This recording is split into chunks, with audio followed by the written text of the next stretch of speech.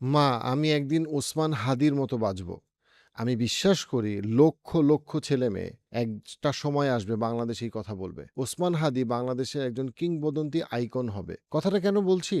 কারণ রিসেন্ট যে সন্ত্রাসী আক্রমণ তার উপরে হইল, এখানে আল্লাহ আজ্জা ওয়াজাল কি চায়? এখানে আল্লাহ আজ্জা ওয়াজালের তো একটা পরিকল্পনা আছে। উনার পরিকল্পনাটা কি? দেখেন, খুনিদের তো একটা পরিকল্পনা আছে। তারা খুন করতে চেয়েছে। আমরা যদি এভার কেয়ারের শেষ তথ্য অনুযায়ী যদি আমরা পর্যালোচনা করি, তাহলে তাদের তথ্য অনুযায়ী, বিবৃতি অনুযায়ী ওসমান হাদির বেঁচে থাকার সম্ভাবনা খুব কম। আর সুস্থ হয়ে ফিরলে পুরোপুরিভাবে সুস্থ হওয়ার সম্ভাবনাও কম।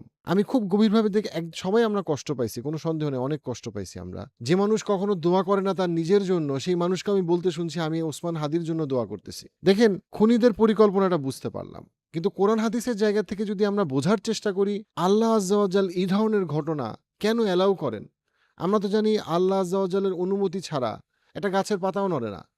তাহলে আল্লাহ আজ্জা ওয়াজালের কেন এই ধরনের ঘটনা অ্যালাউ করেন? কেন করলেন? এটা আমরা জানবো না কখনো। কিয়ামতের দিনে আমরা জানবো। কিন্তু যদি আমরা কোরআন হাদিসের দিকে তাকাই, আমরা যদি ইসলামিক ইতিহাসের দিকে তাকাই, আমরা অসাধারণ কিছু বিষয় জানতে পারবো যেটা আমাদের জানাটা খুব দরকার। বোঝার চেষ্টা করি আমরা যে ওসমান হাদি যদি বেঁচে থাকতেন, স্বাভাবিক জীবনযাপন করতেন আরো ৩০ বছর, যদি এরকম কোনো ঘটনা না ঘটতো, এমন কি হইতে পারতো না আমাদের পলিটিক্যাল কালচারে তাকে নারী কেলেঙ্কারিতে জড়ানো হইতো, তাকে অর্থ কেলেঙ্কারিতে জড়ানো হইতো, তাকে রাজনৈতিক কোনো একটা দুর্নামের সাথে তাকে জড়ানো হইতো, এবং তার যত বয়স হইতো তার জনপ্রিয়তা কমতে থাকতো, তাকে মানুষ অপছন্দ করত। এবং এই ঘটনাকে আমরা অনেক ক্ষেত্রে, আমরা জুলাই পরবর্তী অনেকের ক্ষেত্রে দেখে নেই যে অনেক তরুণকে মানুষ ইদার সন্দেহ করে, খারাপ অভিযোগ তুলে, অথবা তারা আসলে বিভিন্ন খারাপ জিনিসের সাথে জড়ায় গেছে। আমরা সত্য মিথ্যা জানি না। আপনি যখনই লম্বা সময় বাংলাদেশের মতো জায়গায় রাজনীতি করতে যাবেন, আপনার ইমেজে অনেক রকম কালিমা লাগবে। কিছু, কিছু ক্ষেত্রে আপনি সেটা আসলে খারাপ কাজ করছেন, আকাম-কুকাম করছেন এইজন্য। কখনো, কখনো আপনি পরিস্থিতির শিকার। আর কখনো, কখনো আপনি সিম্পলি আপনাকে বিভিন্ন রকম অভিযোগ এত জোরালোভাবে এতবার দেওয়া হবে যে মানুষ মনে করবে হ্যাঁ, এই লোকটা তো আসলে খারাপ। কিন্তু ওসমান হাদির ক্ষেত্রে দেখেন, ওসমান হাদি যেই সময়ে আক্রমণের শিকার হয় সেই দিন পর্যন্ত তার ইমেজটা দেখেন। কোনো নারী কেলেঙ্কারি নাই, কোনো অর্থ কেলেঙ্কারি নাই, তার বিরুদ্ধে কোনো শক্ত অভিযোগ নাই, তার বিরুদ্ধে কোনো জঙ্গি মদতদাতার নামে কোনো এরকম কোনো অভিযোগ নাই, যে অভিযোগগুলো তার বিরুদ্ধে ফিউচারে করা হইতে পারত এবং হইছে। মানে গত ৫০ বছরের বাংলাদেশের রাজনৈতিক ইতিহাস বা পৃথিবীর রাজনৈতিক ইতিহাস তাই বলে। শত্রুপক্ষ স্থির থাকতো না, তাকে কোনো না কোনো কালিমায় দিত। আজকে যখন তার বিরুদ্ধে সংঘর্ষ হইল, আমরা চাই না যে সে মারা যাক, কিন্তু যদি আল্লাহ তাকে শহীদ হিসেবে কবুল করেন, যদি সে আল্লাহর কাছে চলে যায়, আমরা হাদিস থেকে জানি রাসূলুল্লাহ সাল্লাল্লাহু আলাইহি ওয়াসাল্লাম আমাদেরকে বলেছেন যে মুমিন ব্যক্তির জন্য মৃত্যু একটা বড় পুরস্কার, একটা বড় পুরস্কার, মূল্যবান পুরস্কার। তো সেই জায়গাটা থেকে যে শহীদ, তার ব্যাপারে তো সে তো ইমিডিয়েটলি সে জান্নাতে যাবে, এবং আমরা বিশ্বাস করি যে সে যদি হাদি সুস্থ হয়ে ফেরত আসুক, যদি সুস্থ হয়ে ফেরত না আসে, আল্লাহ যেন তাকে শহীদ হিসেবে কবুল করে, যে তৎক্ষণাৎ সে ইনশাআল্লাহ জান্নাতে চলে যাবে ইনশাআল্লাহ। তো সেই জায়গাটা থেকে আমরা যদি চিন্তা করি যে যদি সে শহীদ হয়, দেখেন তার মৃত্যুটা তাকে কিংবদন্তি করবে। এই জেনারেশনে কিংবদন্তি নাই। এই জেনারেশনের মানুষ যারা না ১৯৯০ পরবর্তী জন্মগ্রহণ করছে, যে বিরাট একটা ভোটার এবার প্রথম ভোট কেন্দ্রে যাবে, তারা কিন্তু শেখ মুজিবুর রহমানকে দেখে নাই, তারা জিয়াউর রহমানকে দেখে নাই, তারা ওদের জীবনীর সময় ছিল না, তারা তার আগেও অনেক কিংবদন্তিকে তারা দেখে নাই, তারা ডক্টর মোহাম্মদ শহীদুল্লাহকে দেখে নাই। তারা, তাদের কাছে ওসমান হাদি অন্যায়ের বিরুদ্ধে দাঁড়ানোর একটা কিংবদন্তি, একটা জোরালো কণ্ঠস্বর। তারা কাজী নজরুল ইসলামের কবিতা তেমন একটা কখনো পড়ে নাই, কিন্তু তারা যখন ওসমান হাদির কণ্ঠে কাজী নজরুল ইসলামের কবিতাটা শুনছে, তারা তখন এটাকে রিলেট করতে পারছে, তারা একটা আইকন দাঁড়া করাইতে পারছে। ওসমান হাদি বিশাল শিক্ষিত ছেলে না, ওসমান হাদির কোনো পিএইচডি ডিগ্রি নাই, কোনো প্রফেসর না, কোনো বড় লোকের ছেলেমেয়ে না, কিন্তু সে বাংলাদেশকে এমনভাবে রিপ্রেজেন্ট করছে যে রিপ্রেজেন্টেশনটা বাংলাদেশের ছেলেমেয়েরা খুঁজতো কিন্তু পাইতো না। তারা একটা আইকন খুঁজতো কিন্তু তারা পাইতো না, তারা এখন পাইলো। যদি ওসমান হাদি বেঁচে থাকতো, হয়তো সে বিভিন্ন সত্য মিথ্যা নানা রকম কিছুতে তাদের কলঙ্কিত করা হইতো। যদি সে শহীদ হয়ে যায়, তাহলে তার মৃত্যু তাকে, সে মৃত্যুর থেকে বড় হিসেবে প্রমাণিত হবে। সে একরকম ভিন্ন রকম অমরত্ব সে অর্জন করবে। ঠিক যেমন সূরা বুরুজের যদি আমরা দিকে তাকাই, আমরা যদি আসহাবুল উখদুদের ঘটনাটার দিকে তাকাই, আমরা যদি তার পিছনে ওই যুবকের দিকে তাকাই, যেই তরুণ মৃত্যুবরণ করছিল, শহীদ হয়ে গেছে, তাকে শহীদ করা হয়েছে, কিন্তু তার কারণে শত্রুপক্ষ যা চাইছিল তার উল্টাটা হইছে। প্রচুর মানুষ আরো ইসলামের পথে আসছে, সত্য প্রতিষ্ঠিত হইছে। আবার আমরা যদি সূরা ইয়াসিনে তাকাই, আমরা দেখব যেখানে বলা হয়েছে যে একজন তরুণের কথা।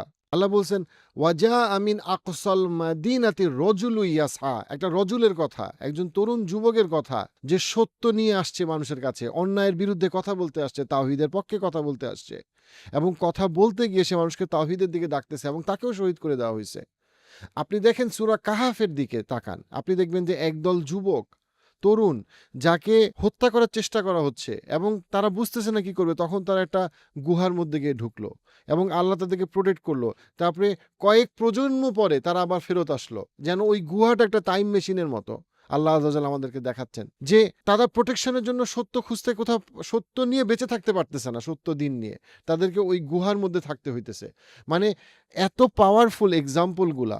এখন ওসমান হাদির সুবিচার এবং তাকে তার প্রাপ্য পুরস্কার আল্লাহ আযজা ওয়া জাল্লা দিবেন। তার জীবনের সত্য মিথ্যা গোপন কথা শুধুমাত্র আল্লাহ আযজা ওয়া জাল্লা জানেন, আমরা জানি না। আমরা সাধারণ মানুষ, আমরা বাইরে থেকে যতটুকু দেখি, আমরা তার সাহস, আমরা তার বুদ্ধিদীপ্ত উত্তর, এবং আমরা তার সত্যের পক্ষে দাঁড়ানোর জন্য মৃত্যুকে ভয় না পাওয়ার যে সাহসিকতা, সেটা প্রশংসা কে করবে না? দেখেন, সে কিন্তু ক্রিটিসাইজ করছে কাকে? সে হুজুরদেরকেও ক্রিটিসাইজ করছে, আওয়ামী লীগের বিরুদ্ধে দাঁড়াইছে, বিএনপিকে ক্রিটিসাইজ করছে, সে সবারই ক্রিটিসাইজ করছে। কিন্তু সব দলেরই যারা সত্যকে পছন্দ করে তারা তার সাহসকে সম্মান করে, সম্মান করতে বাধ্য। এই যে মানুষ এবং এই যে মানসিকতা, এটাই তো আমরা খুঁজি যখন আমরা একজন সমাজের নেতা, একজন রাজনৈতিক নেতা খুঁজি। তার মধ্যে দেখেন, সে কিন্তু জামাত ইসলামে জয়েন করে নাই, বিএনপিতে জয়েন করে নাই, আওয়ামী লীগে জয়েন করে নাই, এনসিপিতে জয়েন করে নাই। সে স্বতন্ত্র প্রার্থী হিসেবে দাঁড়াইছে।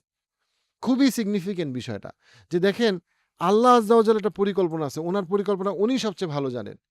কিন্তু আমি একজন সাধারণ মানুষ হিসেবে, বাংলাদেশী হিসেবে আমি যেটা মনে করি সেটা হচ্ছে, সে যদি শহীদ হিসেবে মারা যায়, বাংলাদেশের মানুষ দিনের পর দিন বলবে যে একদিন আমি ওসমান হাদির মতো বাঁচবো, এই স্বপ্ন আমি দেখি। সে এমনভাবে উজ্জীবিত করে গেছে এবং তাকে মানুষ তার একটা রোল মডেল হিসেবে, রেফারেন্স পয়েন্ট হিসেবে দেখবে, অন্যদেরকে তুলনা করবে, তুমি কি কোনোদিন তার মতো হইতে পারবা? এই তরুণ ছেলেটা বাংলাদেশের একটা হারকিউলিসের মতো, একটা সাহসের দিক থেকে হারকিউলিসের মতো একটা আইকন, যে আইকনটা সে হইতে পারতো না, হয়তো হইতে পারতো না যদি সে আরো 50 বছর বাংলাদেশের রাজনীতির দুনিয়ার নোংরামির মধ্যে সে সরব থাকতে চাইতো। হয়তো অনেক নোংরামি তাকে স্পর্শ করতো, অনেক কলঙ্ক তাকে স্পর্শ করতো, যেটা থেকে আল্লাহ তাকে হয়তো রক্ষা করতেছে মৃত্যু নামের পর্দাটা দিয়ে। কিন্তু শহীদরা তো মারা যায় না। কোরআন হাদিস থেকে আমরা জানি যে শহীদরা জান্নাতে কিভাবে থাকবে। আপনি যদি আমেরিকার চিন্তা করেন, অনেকে বলে ও বাংলাদেশের খালি এসব গোলাগুলি সম্ভব। ভাইয়া, খুব ইন্টারেস্টিং। 1965 এ ম্যালকম এক্সকে গুলি করা হইল, 1968 এ কেনেডিকে গুলি করা হইল, 1968 এ মার্কিন লুথার কিংকে গুলি করা হইল। এবং দেখেন, পার্টিকুলারলি মার্কিন লুথার কিং এবং ম্যালকম এক্সের ক্ষেত্রে না বললেই না, শত্রুপক্ষ বা হোয়াইট সুপ্রিমিস্টরা যেই কারণে তাকে গুলি করে মারছে, ডেফিনেটলি আমেরিকাতে সুবিচার হয়নি, কারণ আমেরিকাতে বেশিরভাগ ক্ষেত্রেই হাই প্রোফাইল কিলিংয়ের সুবিচার হয় না। তো সেই জায়গাটা থেকে দেখেন, কিন্তু আল্লাহর পরিকল্পনা দেখেন, আমেরিকার মতো জায়গায় যেখানে রেসিজম ওই সময় এত বেশি ছিল, আফ্রিকান আমেরিকান এবং পার্টিকুলারলি মুসলিম কমিউনিটির দুই আইকন, আফ্রিকান আমেরিকান কমিউনিটির আইকন এবং মুসলিম আমেরিকান কমিউনিটির আইকন, একটা হচ্ছে ম্যালকম এক্স, একটা হচ্ছে মার্কিন লুথার কিং। ওনারা কিভাবে হিস্ট্রি বদলাই দিয়েছে আমেরিকার ক্ষেত্রে। আমেরিকাতে তাদের মৃত্যু পরবর্তী 2 জেনারেশন আফ্রিকান আমেরিকান এবং মুসলিম আমেরিকান কমিউনিটিকে যেইভাবে আপহোল্ড করছে এবং রেসপেক্ট করছে, যেইভাবে পলিসিগুলোতে চেঞ্জ আসছে, আপনি যদি তাদের মৃত্যুর আগের 50 বছর এবং পরের 50 বছর দেখেন, আপনি দেখবেন তাদের মৃত্যু, তারা কিংবদন্তি তো অবশ্যই, এবং তাদের মৃত্যু কিভাবে আমেরিকার মতো একটা দেশে আফ্রিকান আমেরিকান এবং মুসলিম আমেরিকান কমিউনিটিকে কতভাবে এম্পাওয়ার করছে।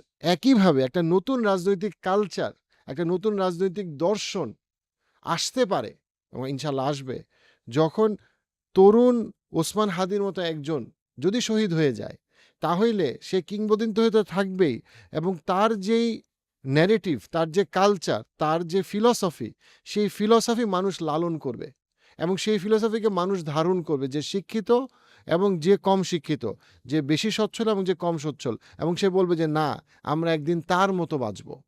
আমরা একদিন চিন্তা করব যে না, আমাদের পলিটিক্যাল ক্যাম্পেইন এরকম হইতে পারে, আমাদের অর্থনৈতিক সচ্ছলতা এরকম হইতে পারে, এবং আমরা ক্রিটিসিজমকে ফেস করার সক্ষমতা আমাদের থাকবে, এবং আমাদের চিন্তা করার স্বাধীনতা থাকবে।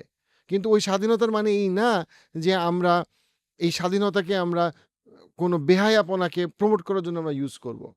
সো সেই জায়গাটা থেকে আমি দৃঢ়ভাবে বিশ্বাস করি যে ইনশাআল্লাহ ওসমান হাদি হয় বেঁচে ফিরবে। আর যদি আল্লাহ মনে করে যে তার জন্য শহীদ হওয়াটাই বেশি কল্যাণকর